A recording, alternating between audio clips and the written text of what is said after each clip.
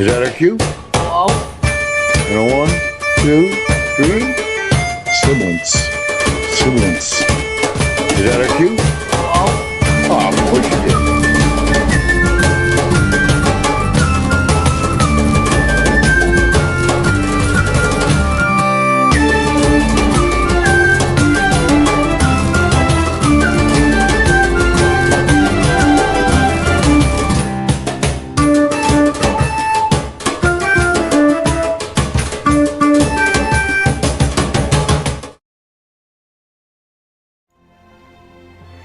Hello, everyone, and welcome to Hello.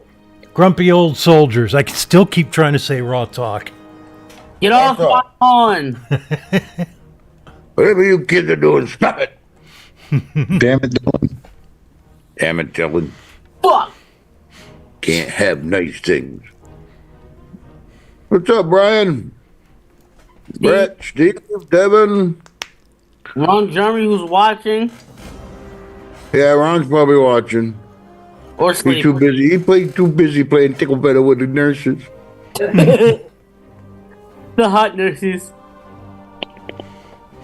Oh, yeah. He lives with you. Any nurse will do. That's gotta fuck Exactly. so many levels. Why is that fucked up? You really want to be attractive to your own DePaul? You don't live in Alabama. I don't. Apparently so. Hey, Troy.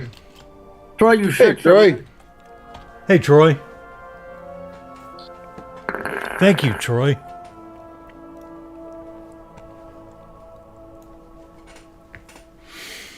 Got kicked out of the nursing home. They didn't want me to suck on their titties. Why'd you call it a nursing home? Yeah, so Dave is enjoying his little vacation away from Dylan. Wow, Chuck. Well, I think he deserves it. Christ. I don't need this shit. Yeah, you do. And you will like it. I can replace you. A lot. I just choose not to. You will like it a lot. So, Dylan, how are you doing tonight? And thanks for wearing a shirt. I'm doing wonderful, and you're welcome. Anything for you, my favorite host, Raw Talk. You should draw nipples on it. Pancake nipples? I like gumdrop. How about you, JT? How you doing today? Oh, fair to middling. Been better, been worse. Oh, and then there's you. That's fucked up. And yes, Kate, yes, Troy, I am getting a complex because you're here. Now just dealing with this 80-degree weather today. Oh, fuck that. Erda tipped $50. Yeah, it's only April. Brother, it was in the 30s all fucking day today. That's close to normal. How Yeah, about you, Jim? Yeah, it's about that. I mean, my life's good. I'm giving more than I'm getting, so barely. I lost my turkey though. I ain't seen him in 3 days. Dylan's Yeah, got him. probably. Oh, Dylan's got him. God bless you, Dudley. But I gained 2 ducks. So, He's collecting turkeys over on Staten Island. yeah, I'm sorry, Tim, I ate Dudley for dinner last night. he's a retarded turkey. Why'd you eat him? He was special. Yeah, man, we keep people from eating you I all the hope time. you choked on. I hope you choked on the helmet. Exactly your point. He's a retarded fucking turkey. That's why he had to be. Okay, remember that the next time somebody asks me if they can eat you. Name one person that said that they wanted to eat me. Well, Jim. Jim can eat me anytime. Oh, shit. Pulled pork. Ooh. I don't like the way this conversation is going. Dylan, what are you vaping on tonight? Well, for starters, the mod that I reviewed, the Vicious Amphodar with the Alexa 6 that has pineapple upside down cake in it. I'm also vaping on a billet box with the new Wicked Alpha to the edition that has Mr. Stevie Marquez Moon Raiders in it. Big brother, Hi, what you vaping on? vapor stuff. Well, for my brother George, I got the Therion with the drop on top of it. Cause my everyday rig is the Gua with the blaze. And I finally got the GT5, the Typhon GT5 to work. And I put that on top of the Valerian. 3 batteries, I don't know, Valerian, whatever, but that seems to be a good little setup. And then, of course, I got my Cthulhu, I got the San, and I've got the Blaze AIO all running. Go out the door with. How about you, JT? Oh, right now I'm using the Caliburn along with the intake on the Ursa for my menthol setup. I don't know, something about Chrome setup just works better with menthol, you know. We got the Aries 2 on top of the Thelema. Running the, of course, the cleanup batter, the Pulse with the recurve on top. I got George set up the Bulk on top of the Gower. And last but not least, my favorite, my shiny pretty. My favorite, too. Yeah, it's nice. With ether inside. Oh, I'll probably have to fill it up here in a little bit. And that's about it. That leaves, what are you doing, Chuck? I got the Stubby 21 with my apple, banana, mango, and strawberry in it. Well, you're married. You can have your wife make it less stubby. Got the Ponte. Up, it almost showed it. And I've got the Pulse AIO with the Raven in it. And that's really all I'm vaping on tonight. Yeah. Well, Rico, get somewhere, sit and watch it, and quit running around the house. That's why it's freezing on you. Exactly. There we go. What's going on, Devin? Who? Oh, Neil. Hey, Neil. Hey, Neil. And Rico. Howdy. Troy. Troy. I said hi to Troy. Hi, I Cheryl. like him. See, Troy, I like Cheryl. him. Hey, Cheryl.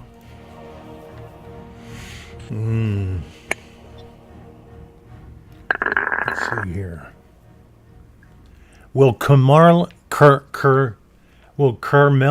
Anthony avoid a guilty verdict? Wait, what the fuck did he even do? Watch this. We were just talking about it. Yeah. Here, I got a little something to show you. It will explain it all. Oh, Jesus. Speaking of Ron Jeremy, he's in chat right now, too. This high school track stabbing story has Whoa. gripped the nation. I forgot to share the screen. Okay, make sure the sound is on. And Yep. there we go. Damn it, Dylan. But with the way things are going, I would not be surprised to see Carmelo Anthony evade a guilty verdict. Before you call me crazy, let me explain. Carmelo is going all in on self-defense, as we hear from his new attorney. I know that my client said that it was self-defense. I don't have any reason to disbelieve that. The accused killer, who was captured after a police chase, is claiming self-defense. He was actually hailed a hero in 2021 after saving a 6-year-old child from drowning in a hotel pool. And this seems to be working. As of this moment, Carmelo has raised $270,000 on a Give Send Go that was set up by his stepmother. The narrative being spread is false, unjust, and harmful. What seems to be happening here is this case is becoming a racial one. Here's some glaring evidence of that. Frisco police are meeting with the leader of a North Texas activist group about last week's deadly stabbing. Today, the Next Generation Action Network leaders are meeting with police after voicing concerns about the investigation. That meeting is ongoing right now. Frisco police just arrived within the past 10 minutes and went inside the headquarters. So what? 1 second. Frisco is a town that's just a little northwest of Dallas. Does the president of Next Generation Action Network have to say? We cannot allow white America to decide when and how black people can speak up against oppression. We do not pull the race card. We live it. We know that when people see a white and a black man in an unfortunate situation happen, that race always become a factor in that situation. And it's really because people don't want to really have a conversation about racial reconciliation in this country. And the current climate that we live in. Reconciliation for what? I don't know. Where racism and bigotry is at the forefront. Well, if it wasn't obvious before, it is now. High-profile racially charged cases don't always pan out the way they probably should. But let me tell you about the lesser-known case of Deontay Razilis. Prosecutors say Razilis broke into the 59-year-old's Davie home intending to commit burglary, but when he found her inside, tied her up, and stabbed her 24 times. His DNA found on a knife and inside the home. The man's DNA is on those 3 items. And you have heard absolutely no reasonable explanation, or no explanation at all, as to how his DNA could have been in the Sioux home. This was as open and shut of a case as you could possibly have. There was no question Razilis killed this woman. But what happened? They had Razilis guilty of manslaughter, or so it seemed. When it came time for the foreperson to confirm the verdict in open court, she couldn't do it. This is your verdict.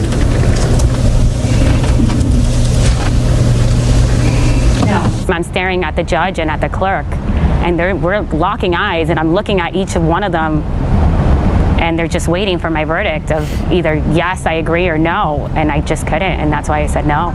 She said most of the jury was ready to convict Razilis of at least second-degree murder, but 3 refused because the defendant is black. They said, I don't want to send a young black male to jail for the rest of their life. They compromised on manslaughter, but she said she had a pit in her stomach and she changed her mind. You guys keep saying a young black man. I don't see race.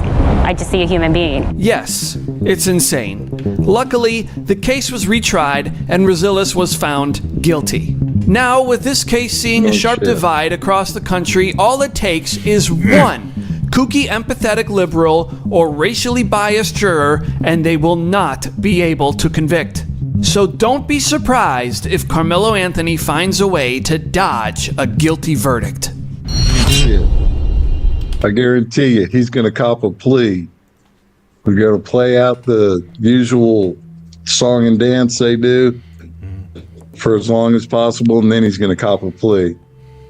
But it's only racist because they made it. There was 2 kids fought. One kid stabbed another. It was murder. It wasn't. I don't care if he called him a bad name. I don't care what started it. Yeah. It was just a fight got out of control. But I'm so sick of hearing that fucking term hate crime. Hate crime. It's a crime. It's against the law. It doesn't matter. They had to find something in there the liberals would like so they could say, well, we need to add more time to that. Yeah.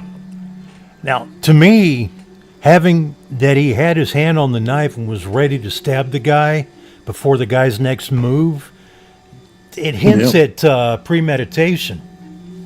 Yes. So. But you're just using logic and shit like that. What have I told you about that? Yeah, I don't know. Shit. But they're trying to say that Carmelo had been picked on by that boy and his twin brother for years, and like they broke his iPhone and shit. So basic bullying in a way. I don't know if that ever happened though. But I mean, that wouldn't mean that it wasn't self-defense or premeditated. Right. Yeah. In fact, he'd be But, more yeah. likely to be premeditated if that was the case. Yeah, like that guy that was in that woman's house. What was she doing? Oppressing him? Yeah. Oh, yeah. Sure. You know, 2 dozen there's so- stabs. yeah. Right, but Chuck, if it did sound like to me, it sounded like way before they even said that he stabbed the kid. Okay, it was bullying, which I'm pretty much leaning towards. There could have been multiple different ways for them to handle that situation. Yeah. To the point where there would have been no need for him to, say, "Hey, I'm gonna pull a knife on you" and actually stab the kid. But no, he took the "I'm gonna kill you" route and actually did that. Yeah. Well, he shouldn't have been messing around with other people's shit in the first place. Exactly. Thank you. The guy that died, his family rented that tent they were setting under at a track meet. Who takes a knife to a track meet? Idiots. Yeah, and this is Frisco. They don't have a big crime problem. So it's unusual for a kid to have a knife on him in that situation. That Yeah, kind of but I knife. guarantee he's either a wannabe or he is a gangbanger in that town. Well, I don't know. Just from the pictures that he posted. Yeah, talking to city. Because when we were kids, we always had a knife on us. I mean, not a giant. A pocket knife. Yeah, we always had a pocket I still do, pocket yeah. knife. Oh, yeah. Dylan, when you get older, I'm sure your dad will explain it to you why you can use a pocket knife. But until then, I have a pocket knife, good sir. I just don't know where I put it. That's exactly right. No, it's somewhere on my desk. I just can't find it. Jesus Christ. Damn it, Dylan. It's not a desk knife. It's a desk knife. At this point, that's exactly what it's turned to. It's become a desk knife. Oh, I found it. Hey, Nathan. How you doing, buddy? Hey, Nathan. Hey, Nathan, how you doing, man? Wait a minute. You got to turn over. He's upside down.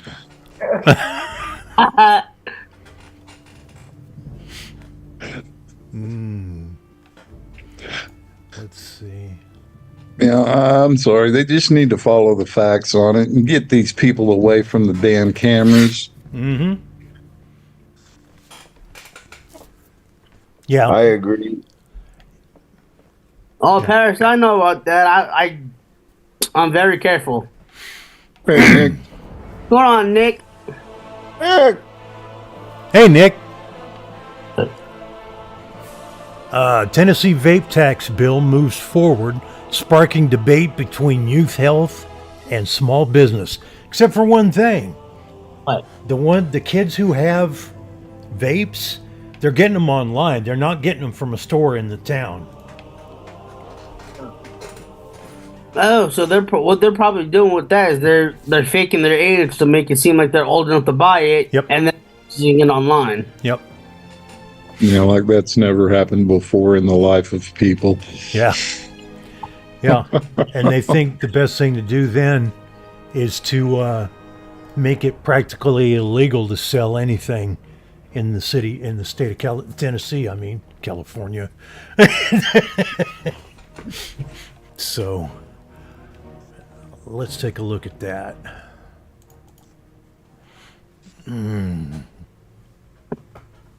Covering the Capitol tonight, from cigarettes to vapes, state lawmakers say they are trying to keep our young people from starting unhealthy, addictive habits. A bill to tax vapes is moving forward in the legislature. It's already been passed by the Senate. Fox 17 News' Hope Salmon's live downtown near the state capitol, where the House took this measure up today. This small package is causing a big stir at the Capitol as legislators are trying to pass rules to make vaping stricter. But the question is health the priority here? No. From the white stick Absolutely not. to a metal box, nicotine is making its way inside many young people's bodies. Young people in Tennessee are vaping at more than twice the national rate, 22% according to the Tennessee Health Advisory Commission. This bill, which was brought to me by local sessions judges, will attempt to stop the illicit Chinese vapes that are currently flooding the vape market, in doing so poisoning our children. The bill sponsor says the goal of the bill is to protect children from the harm of vaping and reduce the youth vaping rate. If passed, the law would create a directory of all vape products authorized by the FDA to be sold in Tennessee, and young people would have to show identification that they're 21 years old. Senator Jeff Yarbrough agrees there should be guardrails on vaping, but he does not think this bill hits the root of the problem, but might instead target businesses. It actually just goes after a subset of products. And as opposed to the public health agencies, it's actually big tobacco that has identified that as a priority. Phil Harrell is with Smoke Free Association that represents 800 vape shops out of Tennessee. He's worried the nearly 500 approved vapes are not enough to keep his business going. I mean, I have a 3,000 square foot building that's a retail shop. What am I supposed to do with 3,000 square foot and 34 SKUs? If passed, the law would add a 10% tax to the price of vape products. Probably the House study wrapped the your session. products before you buy 3,500 square feet. Yeah, well, he's probably had that business since that much square footage would have been good.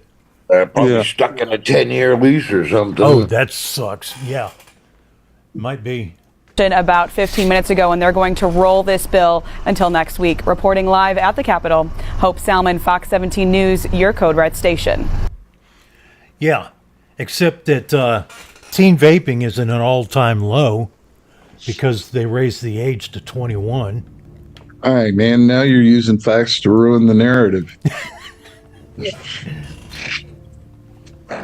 Oh, man. Yep.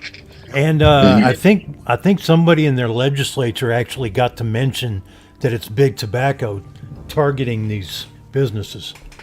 Well, of course it's big tobacco. They didn't get enough backing from the government on Plug's way out. Yep. Remember, he told them to cut down the nicotine in cigarettes? Yep. He mentioned that like a year before he left office and never said another word about it. Yep.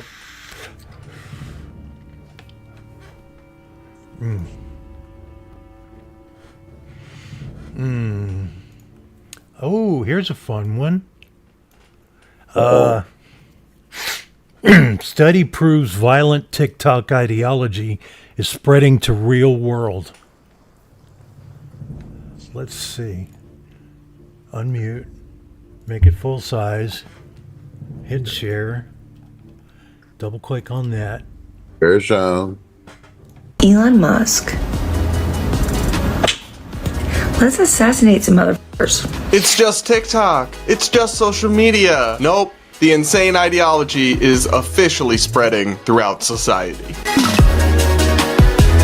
Disturbing results of a new study, a wild take from an MSNBC analyst, a bizarre deportation of a future NBA star, plus an update on the horrible story about that pro-life influencer who was assaulted. We're just going to hear about and the so TikTok much more, thing. all coming up on today's episode of the Brad vs. Everyone podcast, my daily show where we take on the craziest idea. Up first, like I mentioned, we've got to talk about TikTok and social media, or more specifically, the effect that these platforms and these echo chambers are having in spreading ideology, dangerous and violent ideology, throughout all of society. Not just some young people or some people who have too much screen time.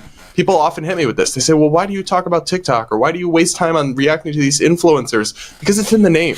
They're influential. They influence millions of people. But we just got more confirmation of that. If you've been watching the show, if you've been tuning in, if you've been losing brain cells with me, suffering through the delulu, you'll have seen many examples of outright violent rhetoric, supporting murder, supporting assassinations, calls for violence, celebrations of harm happening to people all over the internet from left-wing progressive commentators, whether it was celebration of the attempted assassinations against then presidential candidate Donald Trump, or people calling for it to happen now that he's in office, or the other people calling for harm to happen to Elon Musk because they're upset about his role in the government, or the demented death cult surrounding alleged killer Luigi Mangione, who people support and thirst after because he murdered a CEO they didn't like, allegedly. All of this has been pervasive on social media, and it's having real-world effects. A new study was just released that shows the rise of assassination culture, aka widespread public support, especially among left-of-center Americans, for outright acts of violence and murder. This study comes from the Rutgers University Social Perception Lab in conjunction with the Network Contagion Research Institute, and it's titled Assassination Culture: How Burning Teslas and Killing Billionaires Became a Meme Aesthetic for Political Violence. They surveyed people and then broke it down by the demographics and the things about them that correlated with these beliefs, and found a disturbing level of support for political violence directly tied to this meme ideology or this trollish support for violence that we've covered so extensively on the show. Here are a couple videos we've previously played just to refresh your memory of the kind of online discourse we're talking about here. Elon Musk, like, we need to X him, and by X I mean formerly known as assassination. This for the person out there who's planning on doing it.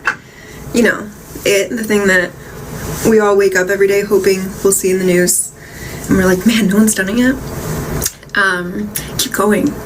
Your plan, it's gonna work. If not, it'll inspire the next person, and we are all rooting for you. You have our support, you have our admiration. We might make a national holiday out of you, and I will definitely put money on your books. And if you're into this sort of thing, I'll write you some letters of the naughty sort, should you find yourself behind bars for it. But we're all rooting for you and hoping that you do it quickly and get away with it. Power to the people. Look at me right here. We all know it needs to be done, right? If I do it, are y'all gonna convict me? Because somebody gotta do it. So can someone just do it? Can someone just do it? Okay, I think we get the point here. Yeah, you know, Ed, in psychology, they would have that question. If you had a chance to kill, say, an Adolf Hitler or someone like that, would you do it? That's where that come off from, and they've taken it to the extreme. Yeah. Tried to make it an interactive fucking meme. Yeah.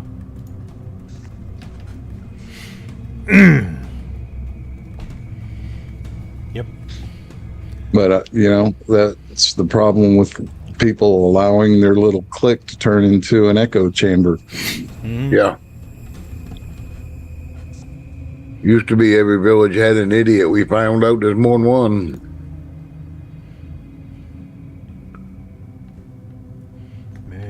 Right, my neighbor had his Tesla vandalized by a liberal, and he knew it was a liberal because I left poor Snow White tickets on his windshield. Oh, in case anybody missed this or hasn't heard yet, they're making a new Snow White with Emma Stone as Snow White. I think it's a little bit too late for that little franchise for a little bit. Yeah. Hey, Hippie. Hey, Hippie. Hey, Bob.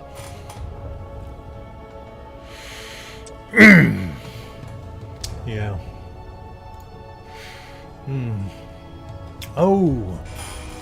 So, the last I heard, Trump is going to put a 90-day pause on the tariffs. And... No. He's got a thing going. Yeah, it's just for everybody but China. Yes, everybody but China. No, keep the tariffs.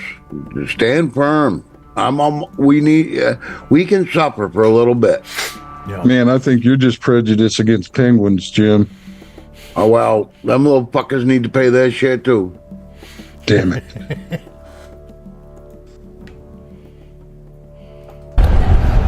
Hello, everybody.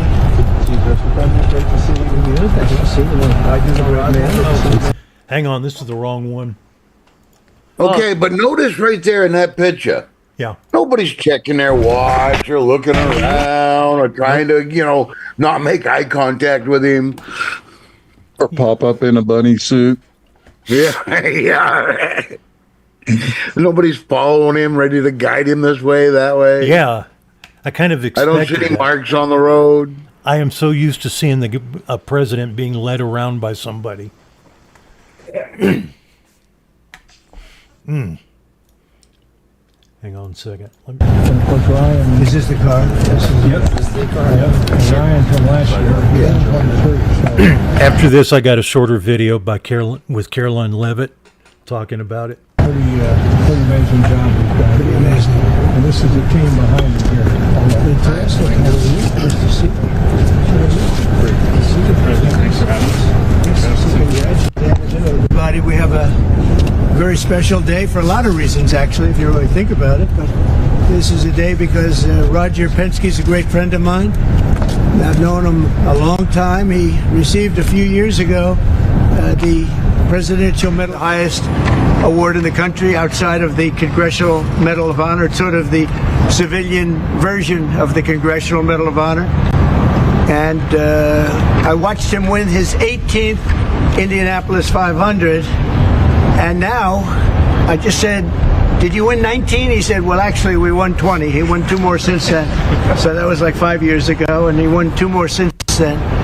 And just well-deserving. If you look, Germany, Japan, the countries, they spend billions of dollars trying to win Indy.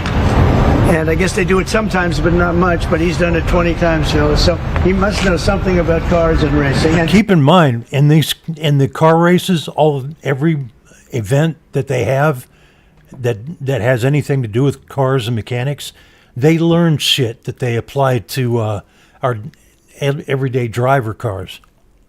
Yeah, usually about 10 years. Yeah. First they have to figure out if it's worth it. Trucks, too, by the way. He knows a lot about trucks. But he's been a very special guy, and he's brought some of our outstanding racing champions with tremendous courage and guts and grit. Hello, fellas. I didn't see you guys over there. That's a good-looking couple of teams, too. They have a lot of courage. And we'll see you in a second. So we're joined by the 2023-2024 NASCAR champion, Ryan Blaney, and Joey Logano.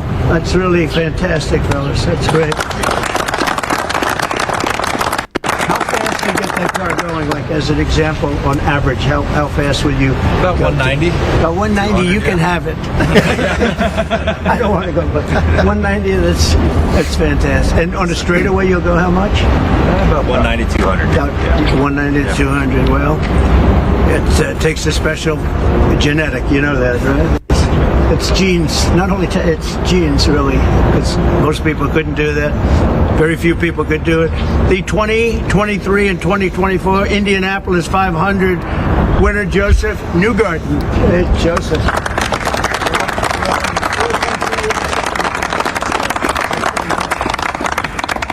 And the 2025 champions of the 24 Hours of Daytona, Felipe Nasser, Nick Tandy, and Lawrence Ventura. Thank you, sir. I think I might have started this too early. This is just a celebration of racing, and it's a celebration of Roger and his great success and his life, and these incredible champions who really do what very few people could do. Mentally, psychologically, it's a big factor here, like it is in all sports, really, but you need a great physical ability. People that do this, they don't realize what great athletes they are. It's just not... I don't know what happened. I thought that was going to happen sooner. I don't know when he's going to talk about the tariffs, but Caroline Levitt has... I got a video here, a much shorter video with Caroline Levitt talking about it with the Secretary of the checkbook. Let's see. Unmute tab. Do that. I agree, Troy. Yeah. The electric Indy. White House. We are hearing from Caroline Leavitt and the Treasury Secretary on the news of President Trump authorizing the 90-day pause. On China, the tariff on China will now go up to 125% because China imprudently decided to retaliate against the United States. And as I said at the podium yesterday, when you punch at the United States of America, President Trump is going to punch back harder. In that same vein, we have had more than 75 countries from around the world reach out to President Trump and his team here at the White House to negotiate better trade deals for the American worker. We have been overwhelmed with the amount of requests from countries around the world. I'll let the Secretary speak to that. We will continue with the tailor-made negotiations that I spoke about yesterday. In the meantime, there will be a 90-day pause on the reciprocal tariffs as these negotiations are ongoing, and the tariff level will be brought down to a universal 10% tariff. The Secretary here has been a huge part of the President's trade team, of course, and will continue to lead these negotiations moving forward to look out for the American worker, which is always President Trump's goal. So I'll kick it over to our great Treasury Secretary, Scott Bessent. Good, thank you. And we saw the successful negotiating strategy that President Trump implemented a week ago today. It has brought more than 75 countries forward to negotiate. It took great courage for him to stay the course until this moment. And what we have ended up with here, as I told everyone a week ago, they are in this very spot, do not retaliate and you will be rewarded. So every country in the world who wants to come and negotiate, we are willing to hear you. We're going to go down to a 10% baseline tariff for them, and China will be raised to 125 due to their insistence on escalation. Ed, go ahead. Secretary, thank you for doing this. Let me ask you three quick things, if I could, for the sake of clarity, because the markets are open and they're wondering. First of all, Mexico and China, are they part of this 10% universal? Mexico and Canada, are they part of the 10%? Yes. Okay. Second, given then that you have the rest of the world essentially calling and it's not China, is this now just all about China? Well, it's about bad actors, and what we will see is some of the very early countries are China's neighbors. That we're going to see. I'm seeing Vietnam today. Japan's at the front of the queue. South Korea, India. So we will see. And as I've repeatedly said, and President Trump has been saying it for years, China is the most imbalanced economy in the history of the modern world, and they are the biggest source of the U.S. trade problems. And indeed, they are problems for the rest of the world, because what we've seen is that as the U.S. announced the tariff wall last week, many of those goods have already started flooding into Europe. So as you see it now, this trade war is China versus the rest of the world. Well, I'm not calling it a trade war, but I'm saying that China has escalated, and President Trump responded very courageously to that, and we are going to work on a solution with our trading partners. If I could just, excuse me, Raquel, if I could just add to what the Secretary said. Many of you in the media clearly missed the art of the deal. You clearly failed to see what President Trump is doing here. You tried to say that the rest of the world would be moved closer to China when in fact we've seen the opposite effect. The entire world is calling the United States of America, not China, because they need our markets, they need our consumers, and they need this president in the Oval Office to talk to them. And that's exactly why more than 75 countries have called, because the United States of America is the best place in the world to do business. And as the president has shown great courage, as the secretary has said, in choosing to retaliate against China even higher. Elena, go ahead. Hi, thank you, Treasury Secretary Bessent. Can you explain more of the decision making on what feels like a reversal here? I mean, just these went into effect less than 15 hours ago, these tariffs. Why the pause now? What led to that? No, again, President Trump created maximum negotiating leverage for himself, and which tariffs went into effect 15 hours ago? The ones that we have lowered went into effect a week ago, they were announced a week ago, and we have just been overwhelmed by the response from mostly our allies who want to come and negotiate in good faith. So we are expecting them to come with their best deal. As I said said a week ago today, don't retaliate, hold your ground, let's see what happens. And China, they kept escalating and escalating, and now they have 125% tariffs that will be effective immediately. Mr. Secretary, go ahead. Mr. Secretary, thanks so much for doing this. The 90-day pause on the reciprocal tariffs, is that because of the whiplash that we've been seeing across the financial markets? How much was, what we saw in the stock markets, a part of this decision?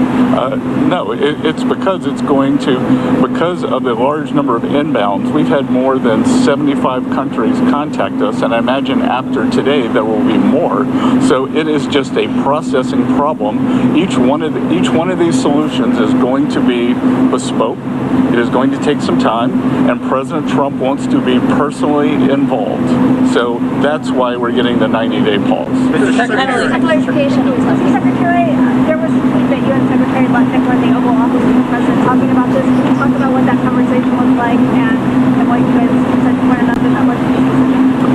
Look, it's all the president's decision, and the president had a level in mind to raise the China tariffs, and then he had the 3-month pause in mind, and we were discussing the exact wording. Sorry?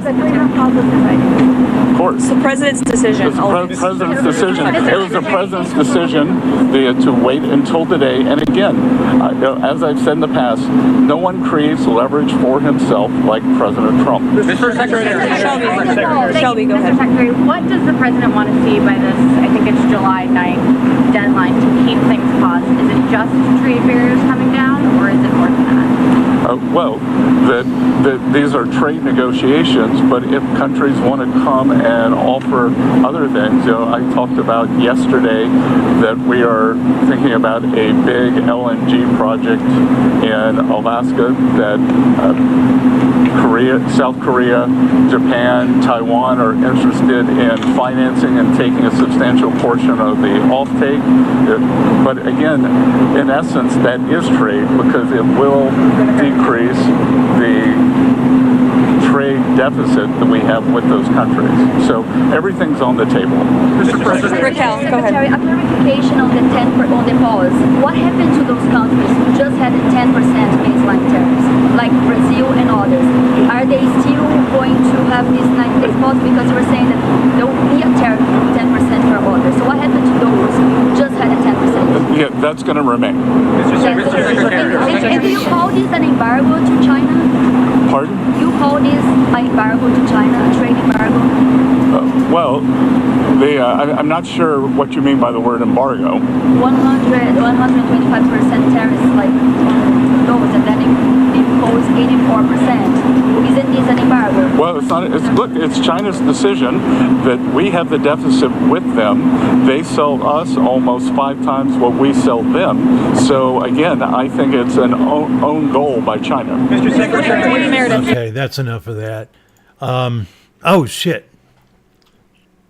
Hang on. Nope. Let me do this. Let's do that. The Art of the Deal. That's what Caroline was talking about earlier. And the audiobook narrated by Tony Schwartz. Narrated by Donald J. Trump is $1 if you get the audiobook. Damn it, I had to buy a book and read it back then when it come out. Yes. Damn. But I was noticing the Dow Jones going up. Yeah. What it closed at. Yeah. Had that little ticker in the corner. The Dow Jones closed up today. Yeah. Yeah, hell, it's 2,600 points. It jumped up 2,600 points when they made the announcement they were going to put a 90-day hold on everybody else's tariffs. I would hold firm. You got a good thing going. You got some momentum going. Like I said, it's going to hurt. Yeah, okay, so we don't get Chinese goods. Yeah, it'll hurt for a little bit, but we'll get over it. Yeah. We got breaking news out of the House of Representatives. They've just passed the Darrell Iss's No Rogue Rulings Act to limit rogue activist district court judges. On top of the low flow he did today and yesterday, opening up coal, we'll be able to take hot showers again. Oh, yay! I haven't been able to take a hot shower in months. Oh, he fixed it for you, Chuck. I don't know, man. The shower part is the part I'm missing. Oh, yeah. As you were saying, the Dow closed up. And it came up that much. 7.87. But see, the market's not had a correction in over 20 years, man. Well, Not exactly. True correction. Mm-hmm. Yeah, we need to hit the reset button. And they ought to pull back some of them people that's using computers to make thousands and thousands of buys and sell deals. Mm-hmm. Go back to the old way of the bullpen and people freaking out on the floor. Yeah. Oh, sorry, Dylan. That's fucked up. They go back that way. Then you want to invest in Tums and Rolaids and. Oh man, you guys heard that they have assisted suicide in Canada, right? Yeah. Yep. Well, looks like the UN has taken an interest in that. They got. Well, go ahead. Oh, I was just going to ask what they wasn't happy with the one they had over there in Europe. I don't know. I don't know. Apparently not. Now there was an American girl wound up going over there, and they were having problems figuring out if they wanted to allow her to use it or not. Yeah. I get it. Yeah, they're talking about taking terminally ill people off the list or something in Canada. Legalising assisted dying in England and Wales has long been debated. She's whispering. Be quiet. In Parliament last time was in 2015, and it's been back in the Commons since last November when a majority of MPs voted in favour of the law, but the specifics are still being debated by MPs. Well, currently the criteria of the bill includes being aged over 18, having the mental capacity to take the choice free of coercion, and being expected to die within 6 months. On Thursday, we saw medical editor Fergus Walsh's trip to California, a place of inspiration for the proposed law. Now Fergus has this report from Canada, where assisted dying was legalised almost a decade ago, and there he met April Hubbard to find out why she's planning to use the drug. More than 15,000 people a year have a medically assisted death in Canada. The vast majority are terminally ill, and many of them choose to die at home. This theater feels like the most special, unique place on earth for me, and it just feels fitting that I should take my final breath here. But this is where performance artist April Hubbard wants to die, on stage at her local theatre in Halifax, Nova Scotia. No. She is not terminally ill. Why do you want to end your life? I want to end my life because the balance of being able to live and enjoy life is no longer outweighing the pain that I'm in. And there's many days where I can't lift my head off the pillow and I can't eat anymore. And it's not a way I want to live for another 10 or 20 or 30 years. A serious spinal condition means April has been on strong opioid painkillers for more than 20 years, including these fentanyl patches. So these 4 medications are my core meds that I have to have all the time to function right now. She's been approved for medical assistance in dying, MAID, because her condition is incurable and she finds her suffering intolerable. MAID is very much another medical choice for me. It's another type of medical care. But that ability to have autonomy over my own body has been the leading factor for me. Canada's assisted dying laws were introduced as a result of legal challenges in the courts. That's unlike the situation in Britain, where momentous social changes are left to Parliament rather than judges. In 2 years, Canada plans to extend assisted dying to adults with a mental illness and no physical ailment. The government says the law respects the rights of the individual while protecting the vulnerable. Okay. No. No. Boy, I bet they saved a lot of money on that suicide hotline. I bet they did. Some of the people who are getting medically assisted suicide are doing it because they can't afford their medical bills. I don't agree with that. Yeah, they've got social medicine, but if for some things you have to see a specialist and pay a lot of money. Yeah, or if you can even get in there at all. Yeah, I mean, you die of your illness before you get seen, diagnosed. But you know what those countries also have in common? They don't have a death penalty. They do? They don't. Oh, okay. Other than abortion. Oh, yeah.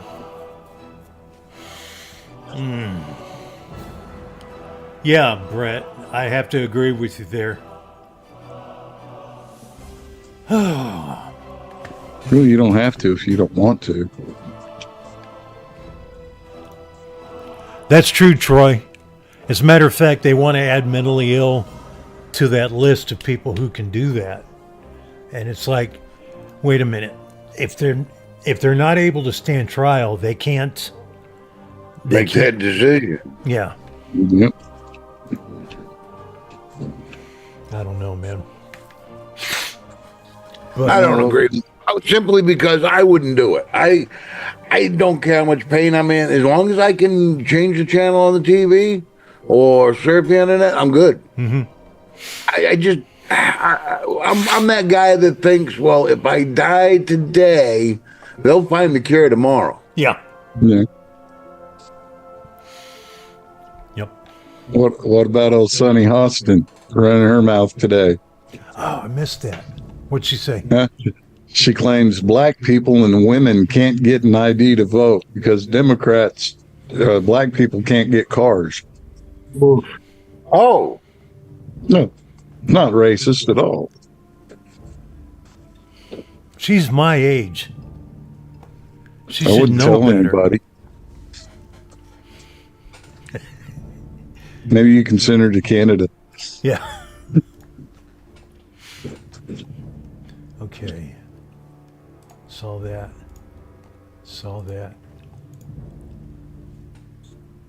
Oh. Hang on. Okay.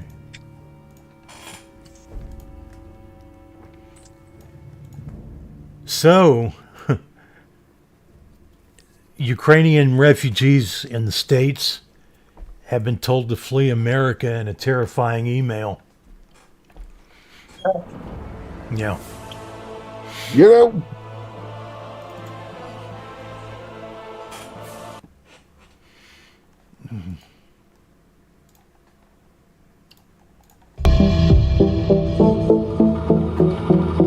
A QICK email landed in inboxes across the United States this week, jolting thousands of Ukrainian refugees already reeling from the trauma of war.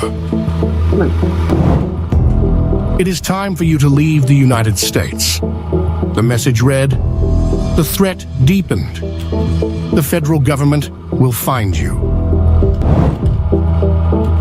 For many Ukrainians legally residing in the U.S. under a humanitarian parole program, the terse and ominous language ignited panic. The email, sent Thursday, informed recipients that their immigration status had been revoked and gave them just 7 days to leave or face forced removal. If you do not depart the United States immediately, you will be subject to potential law enforcement actions. The message warned, do not attempt to remain. The shock quickly turned to confusion. By Friday, the Department of Homeland Security scrambled to clarify that the message had been sent in error. Oh, shit. A DHS spokesperson confirmed the Ukrainian parole program, created after Russia's 2022 full-scale invasion, remains active. A follow-up email reassured recipients. The terms of your parole, as originally issued, remain unchanged at this time. But the damage had already been done. I couldn't breathe normally and was uncontrollably crying, said one Ukrainian parolee who requested anonymity, fearing retaliation. Advocacy groups reported a wave of emotional trauma across Ukrainian communities. Parents paralyzed with fear, children crying, and families questioning their future in the U.S. Well, so that happened. Yeah, but I noticed it said on there, false report. Yeah. That scene where frustrated New York City residents began hurling trash out their buildings at the pro-Palestinian protesters. Do you know the protesters don't know? A lot of them, or most of them probably, I don't know. Most of them don't know that the Palestinians were raping and brutalizing people before they were killing them in Israel. Yeah, but they were told that the IDF was doing that first. And that's possible. Then they had to renege on their numbers of women and children that had been hurt and killed. No, we kind of lied about it. Sorry, we're just padding the numbers. Well, it goes right along with everything else we've told you throughout the last. Yeah. And those people are from other countries, but the other countries don't want them back. That tells you something right there. Of course they don't. We got rid of our dregs. Would you want them back? No. Hey, easy, Dylan. We wasn't talking about you. We weren't? Shut your mouth. I'm sorry. I was trying to cover it up. God damn it.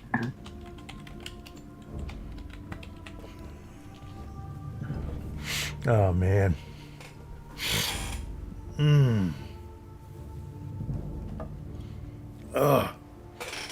Sorry. Yeah, Dylan's wives. He's got a harem. He's got a harem. Jesus Christ, Doc. It's a him. For fuck's sake, ET. Damn it, Dylan. Yeah. Yeah, here's a little something about the FTA, or the federal workers. Oh, go ahead. No, we didn't see it.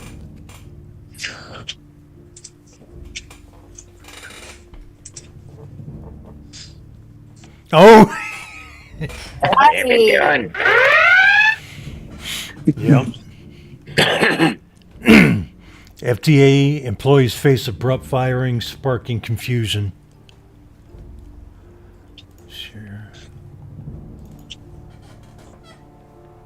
Agencies are the ones caught in the crossfire. On Tuesday, thousands of employees at the FDA got an email saying they were let go, but then a short time later, they were called back to the office. Yeah, obviously this back and forth has a lot of... Hang on. There. Workers on edge tonight, so our Lionel Donovan has an update from Montgomery County. Another round of firings has brought on another round of confusion for federal workers. Today I spoke with a 20-year veteran with the FDA about how employees are feeling and about how the lack of clarity has left many of them frustrated. Hundreds of FDA employees arrived at the agency's headquarters in White Oak on Tuesday, ready to work. But suddenly, many employees who came in at 5 or 6 in the morning discovered when they went to go to their offices to do their work that their badges no longer work. and that security stopped them from entering the building. That's when nearly 3,000 people learned they lost their jobs. Anthony Lee has worked at the FDA for 20 years and says he's never seen anything like this. But then he was more surprised when many of those employees were called back to work while still being on administrative leave. People are not receiving it well, and the thought is, if my work is so important that you want to ask me to come back and do it, then I should never have been riffed in the first place. I had never lost my job in the first place. The firings are part of widespread layoffs happening at multiple agencies under the Department of Health and Human Services, such as the CDC and NIH. Lee also pointed out that no plan was set up for fired employees to pass along what they know. On Tuesday, the former FDA commissioner posted on LinkedIn saying, quote, "The FDA as we've known it is finished, with most of the leaders with institutional knowledge and a deep understanding of product development and safety no longer employed." If there is one thing that is clear, it is that nothing efficient is happening here. Montgomery County Council member Kristen Mink says she spoke to former FDA employees about the lack of clarity surrounding the layoffs and stressed just how critical the agency is to keeping people safe. These are the folks who make sure that the food that we eat is safe, that the drugs that we take are safe, that the veterinary medicine that their pets After they get their payout for it. receive is safe, that when you get prescription eye drops to put in your eyes, that is not going to blind you. Literally, the person who helps The you ones do that recalled. work was told that they were laid off. To what? Like the eye drops that were just recalled not too long ago. Oh, yeah. Yeah, FDA's got a lot of fuck-ups like that. Now, Lee tells me that since this just happened, there's still time for the Department of Health and Human Services to reverse their actions before any meaningful projects are stalled. I reached out to the department for a comment. I'm still waiting to hear back. Yeah, okay, that's not going to happen. Well, who was it? Some female senator was talking about they'd called the people to come back into work, and when they got there, they started protesting having to go in and do their jobs. That they just got mad that they lost. Yeah. But they're mad that oil's going down too, so come on. Yeah. You know, I'm sorry, credentialism needs to go. You know, that and overinflated sense of self-worth. Dylan, quit it. You're going to hurt yourself, boy. Y'all quit picking on Dylan. He can't help if he's stupid. Hey, Vinny. Hey, Vinny. Hey, man. Vinny. Dennis the Menace died. No, Jay North? Jay North, yeah. Oh. It's 73. That's not old.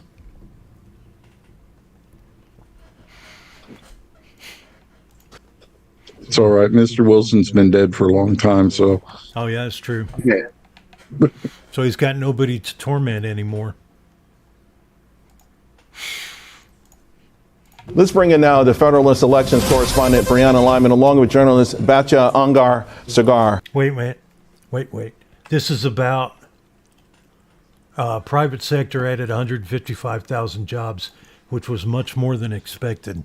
I got about 80% of that right, I think, right? Batya, okay. Thank you for having me. I got to give you a high five because you went on Bill Maher and you killed it, right? I mean, they were expecting you to say something different, but when you explained to the fact that, hey, this is really what America's voted for. And I really hope that somehow the average person out there can separate themselves in their mindset from Wall Street. You know, don't get fooled by what's happening in the stock market. This has to happen if Americans, not just Wall Street, will have a chance. You are so right. For the last 3 election cycles, Wall Street gave to Democrats because they saw what President Trump's economy represents: money in the pockets of working class people. That's what a strong border represents, a tight labor market, which puts money in the pockets of working Americans, and that's what the tariffs are doing. They are taking a spigot that was an upward transfer of wealth from our hardest working Americans into the pockets of the elites, and Trump is turning that spigot down so that that money ends up in the pockets of the hardest working Americans. Even this stuff under Biden, all those programs, $1 trillion here, $1 trillion there, they knew that ultimately that money would end up in the pockets of the top 1%. So I always say that really that was a transfer of wealth to political donors. And we have to, don't we, Brianna? I mean, how are young people, your friends thinking about this? Because I look outside. I live in New Jersey, right? From the folks doing the gardening, the folks building the houses. Most of them I know are here illegally. But I also know personally hundreds and hundreds of people, young people who don't work. They're out of the labor force. They get paid to stay out of the labor force. Right, you incentivize young folks to stay home, and that's been a problem with the welfare system since it's been created, right? It is incentivizing people not to work. And I do want to go back to that Doge interview. We have seen the left-wing media try to make caricatures out of Elon Musk and the rest of the Doge team to try and make them seem like they are unqualified or unserious. What we saw last night in that interview is a group of extremely intelligent and serious men laying out the most basic principles to the American people, and I think it does help sell them, like what you said. What was the most shocking of all the things that you heard last night? Because I think that not the $1 billion per se. Well, on the survey that was maybe a $10,000 survey from that's what I thought. But when Elon said that it was routine, that they routinely find these things, is what really bothers me. You know, this waste, fraud, and abuse, this really is what people voted for. For my second book, Second Class, How the Elites Betrayed America's Working Men and Women, I traveled around the country and interviewed working class people from both political parties. They all brought up how frustrating they find what you were pointing out, that people stay home and don't work and all this fraud. I will, however, say though, you know, these stories of seniors sitting on the phone for 5-6 hours, not being able to get through to Social Security, this is unacceptable. Our seniors are very vulnerable. They should be reassured. They should know that they're going to get their benefits. And I will also point out, Elon Musk does have certain conflicts of interest. He has an AI company. I wonder if he has his eye on using AI in government. We have to make sure that there's no big contracts going out here. I think it's very important to keep an eye on that as well. Rihanna? I agree. Actually, I thought the survey thing was really interesting there because it just shows you the inefficiency in government. And just a few weeks ago, we heard of the institutional wealth of some guy at a National Park Service with the key to the bathroom. They were trying to justify keeping him in his job. So I think Elon Musk and Doge is really uncovering the absurdity of a lot of this waste. And what happens here is so ironic is that as the markets are under pressure and there's worries and concerns about inflation, the Federal Reserve has to have what they call restrictive policy. Well, this restrictive policy has put interest rates so high, trillions have gone into money markets. The rich have gotten richer, and everyone else has simply just gotten higher credit card bills. And so do you guys think that, and I know Trump has alluded to it, but would you like to see more intervention, not intervention, but oversight of the Federal Reserve? It's a really good question, and I'm very curious to see which direction President Trump goes in. You know, in the first administration, they accused him of only caring about the rich. Now we see the truth of the matter is that every decision he makes on the economy, he's thinking about average, middle-class, working-class Americans, and that's what's going to guide that decision, I believe. Yeah, and that's why so many people are opposed to what's happening with Elon Musk, with Doge, and with Donald Trump, because it threatens corporate America, which is acted as mostly a welfare state of the government, right? Any type of fraud or waste we see in the government isn't an accident. It is a business model for these corporations and for the extremely wealthy. And to your point, taxpayers spend billions covering the same Medicaid patient twice. And, you know, so Aetna, United Health, all of these companies, they know they're getting paid twice. They're not going to say anything. But what about the people who are getting a lot of money, these NGOs? I feel like it's criminal. And maybe we're moving so fast, to your point, with respect to the checks and balances of this, we won't have the time to prosecute or go after that. But at some point, should we go back and find out who actually was taking this taxpayer money? Someone's cashing these checks. Yeah. Someone cashed that $1 billion check for a survey that we didn't use.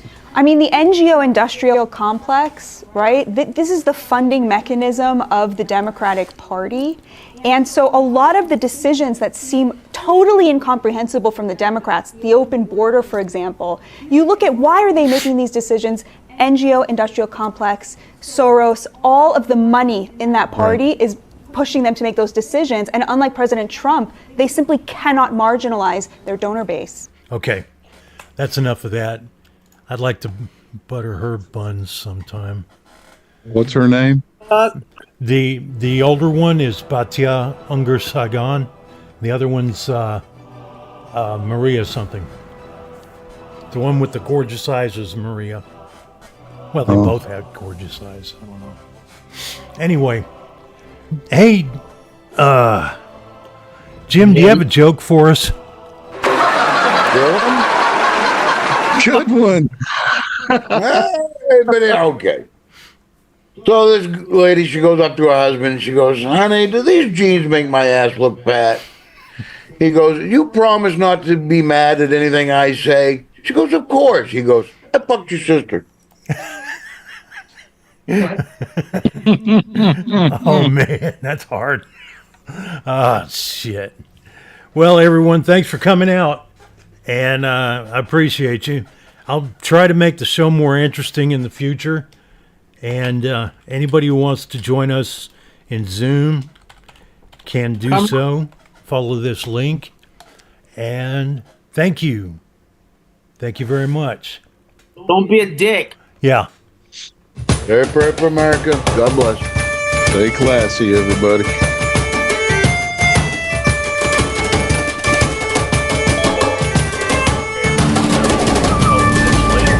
JT.